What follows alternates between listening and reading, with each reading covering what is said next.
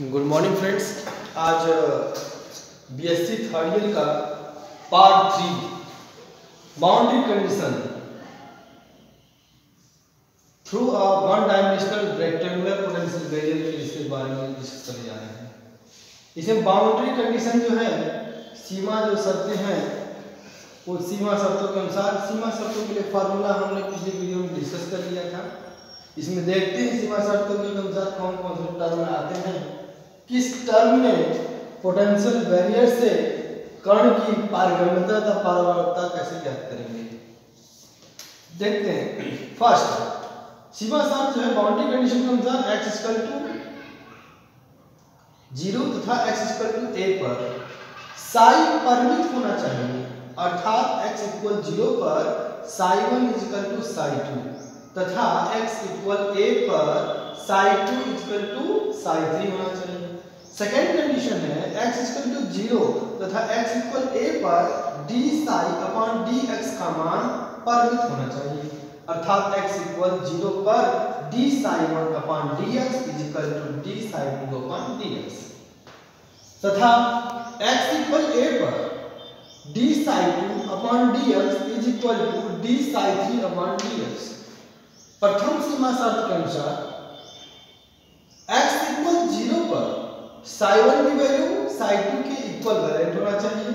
तो इस कंडीशन में इसका व्यापक जो हल होगा a1e ip1x h bar plus b1 e to the power minus ip1x h bar is equal to a2 e to the power ip2x h bar plus b2 e to the power minus ip2x h bar।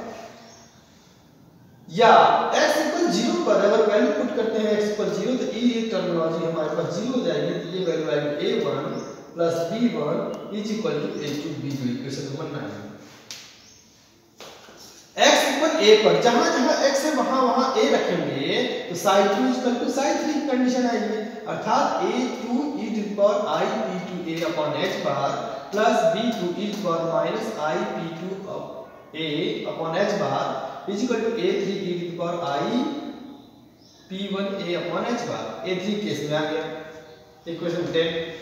और द्वितीय सीमा शर्त second boundary condition के अनुसार x = 0 पर d psi1 dx = d psi2 dx होगा, अर्थात I p1 h bar bracket में a1 e to the power I p1x h bar minus b1 e to the power I p1x h bar is equal to ip2 h bar into of a2 e to the power ip2x h bar minus b2 e to the power ip2x h bar। यदि x = 0 पर अगर value put करें तो ये condition आएगी p1 a1 minus b1 is equal to p2 a2 minus b2, equation number 11।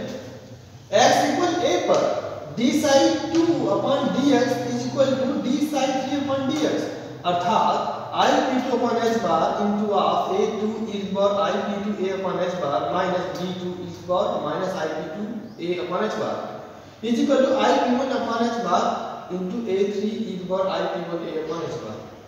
p2 into of a2 e to the power ip2a h bar minus b2 e to the power ip2a h bar is equal to p1 a3 e to the power ip1a h bar। Question number 12 9 11 समीकरण 9 और 11 को हल solve कर देंगे।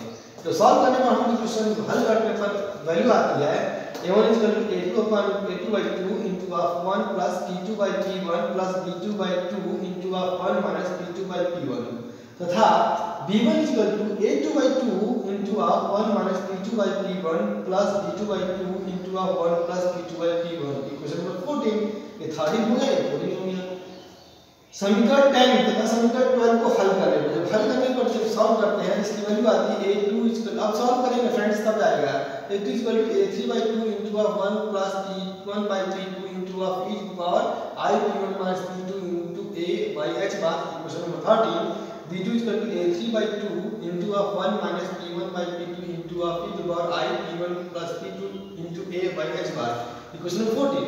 13 और 14 में a2 और b2 का मान रख देते हैं। जब वैल्यू आ जाए 13 और 14 में a2 और b2 के मान रखेंगे तो a1 = a3/4 e to the power I p1 a upon h bar into of 1 plus p2 by p1 into first bracket 1 plus p1 by p2 second bracket into of e to the power minus I p2 a upon h bar plus 1 minus p2 by p1 into of 1 minus p1 by p2 into of e to the power I p2 a upon h bar।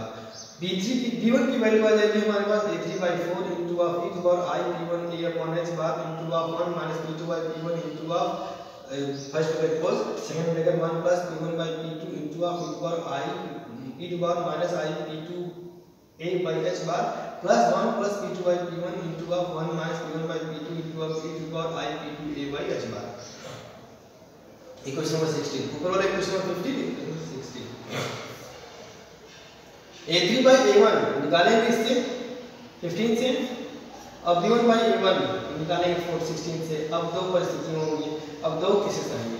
ध्यान दीजिए friends, जब E is greater than V0 होगा और E is less than V0 में potential barrier से कण की पारगम्यता, ट्रांसमिशन और रिफ्लेक्टिविटी तथा परावर्तकता दोनों ज्ञात कर सकते हैं, ज्ञात करेंगे।